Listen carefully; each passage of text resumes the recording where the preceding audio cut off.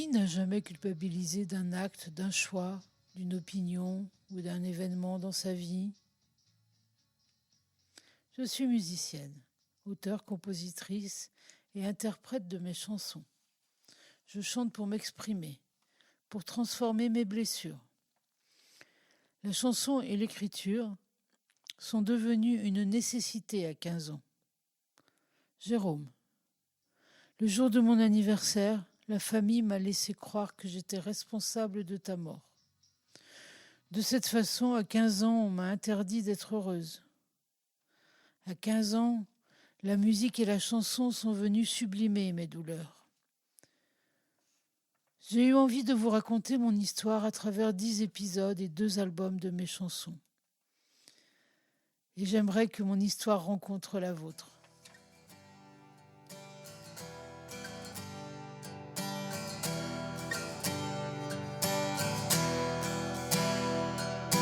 Ils ont marché d'un pas déchaîné qui apaise la peur, écrase la douleur. Les âmes s'élèvent, les corps se relèvent, le sacrifice s'achève, jaillissante sève.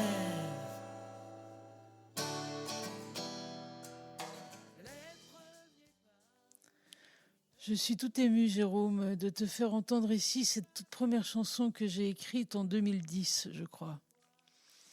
Elle parle des marcheurs entre Montgomery, Alabama, et Washington DC le 28 août 1963. Cette marche symbolique a rassemblé des dizaines de milliers de Noirs américains qui se révoltaient contre la ségrégation et pour les droits civiques. Je l'ai écrite alors que j'ai été témoin 3 fois en quelques jours de comportements racistes et malveillants à l'égard de personnes noires. J'ai eu besoin d'exprimer ma colère et mon indignation par cette chanson. La colère et l'indignation sont des sentiments qui m'ont accompagné depuis le 20 mai 83.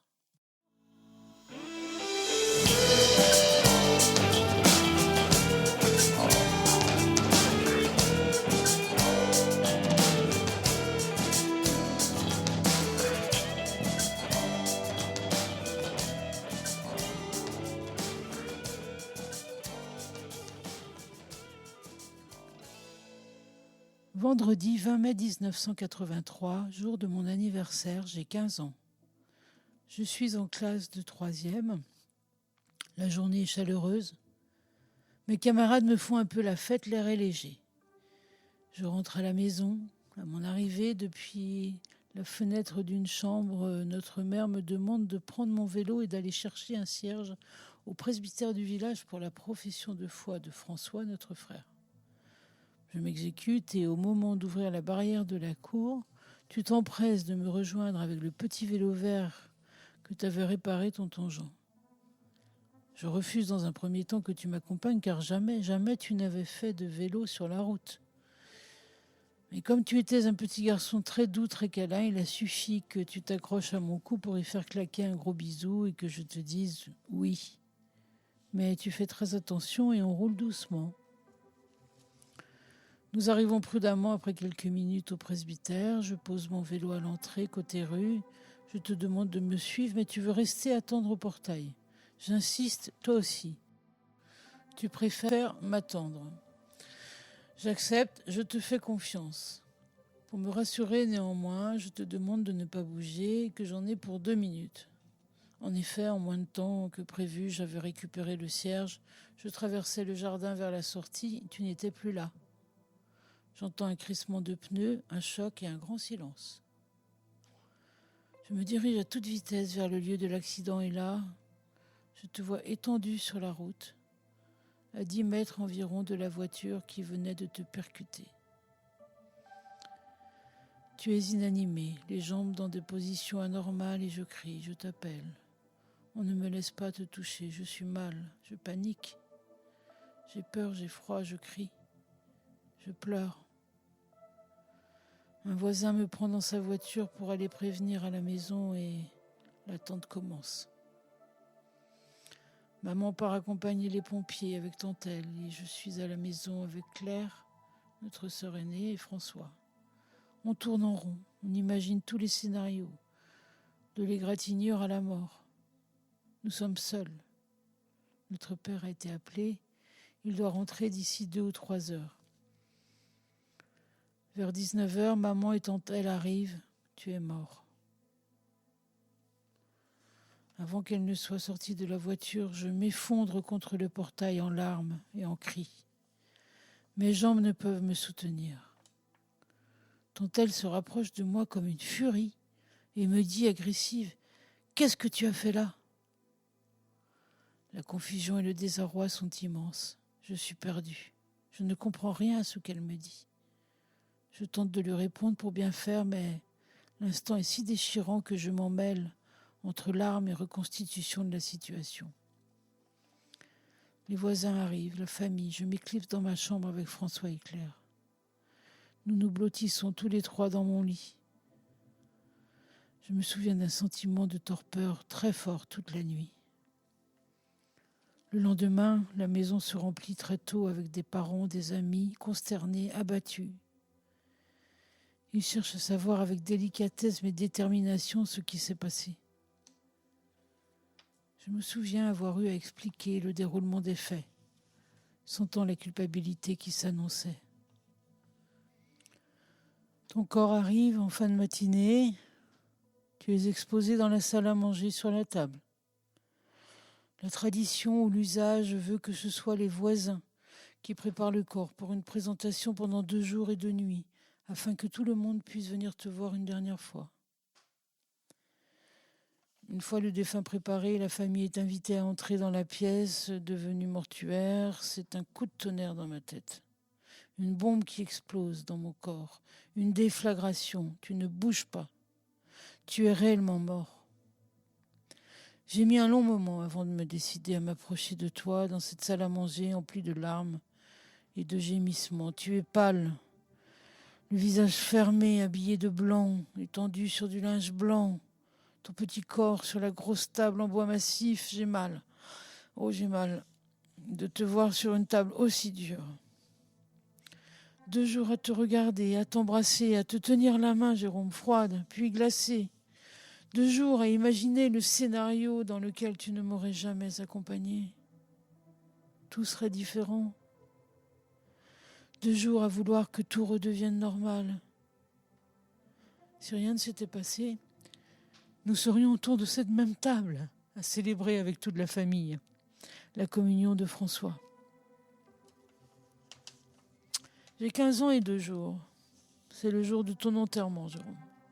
L'effroi, la torpeur, l'innommable. Enterrer un enfant de 7 ans et demi. À l'église, le prêtre a dit que tu étais un ange parmi les anges. Ces mots adoucissent ma vision de ta fin, de ta mort, un très court instant. Nous rentrons à la maison. Je presse le pas car je veux que tout soit rangé avant que tout le monde n'arrive. Je fais les choses mécaniquement, animé par la nécessité d'effacer toutes les traces de ta mort, de ton corps sur la table. Je range les meubles. Je suis paniqué comme pourrait l'être un assassin après son crime. Je n'ai plus de larmes. Je me sens dans l'action. Je dois assurer. Les parents ne nous parlent pas. Il reste les oncles et les tantes qui s'occupent d'eux. Moi, je n'ai plus de tristesse. Je me préoccupe de reprendre le collège le lendemain. C'est validé. On ira à l'école demain.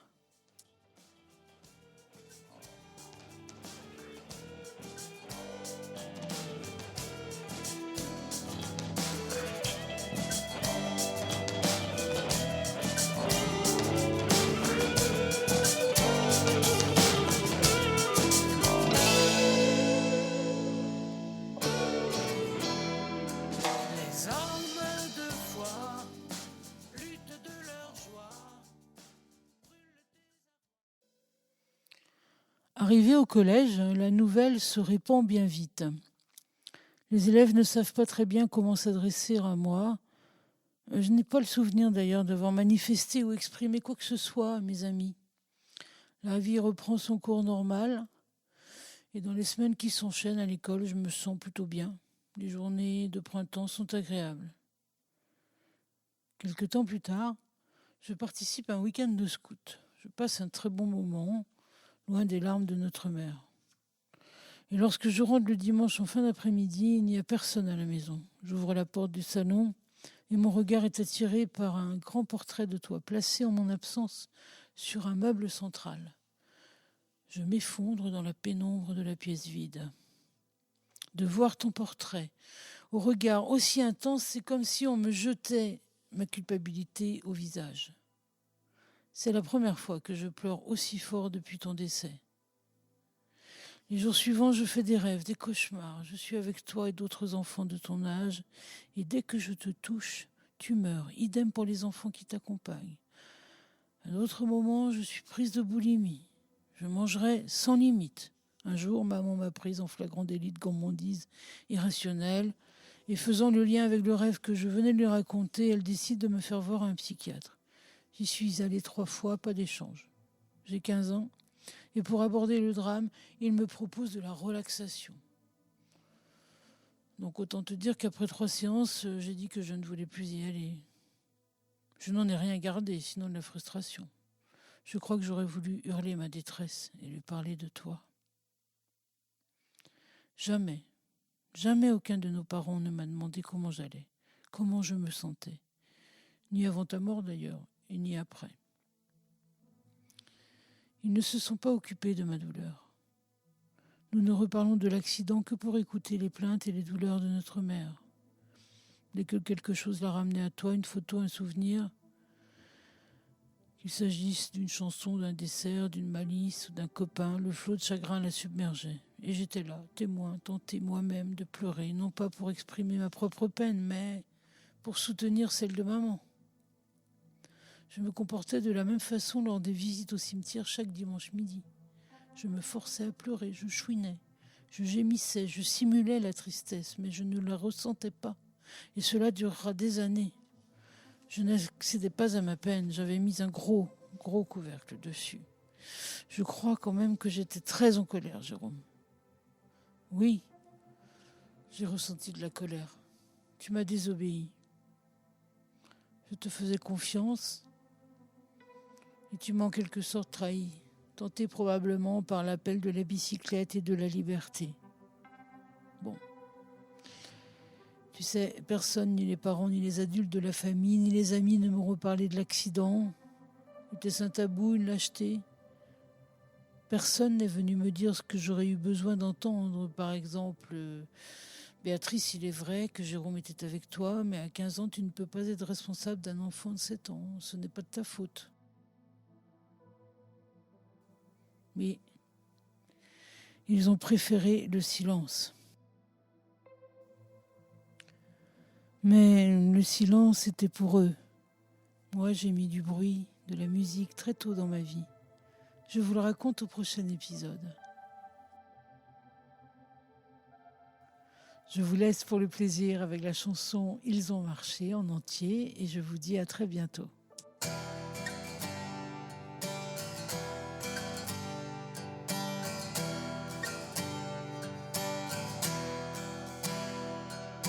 Ils ont marché d'un pas déchaîné qui apaise la peur, écrase la douleur. Les âmes s'élèvent, les corps se relèvent, le sacrifice s'achève, jaillissante sève.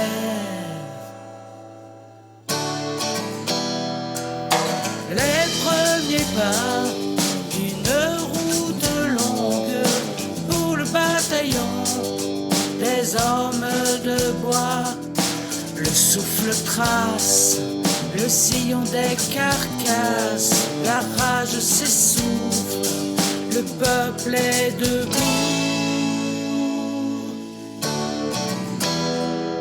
Ils ont appelé l'espérance du pied, foulant la vérité, gonflant le défilé. Ils ont traversé les champs de liberté, le convoi vivant escorte les vents.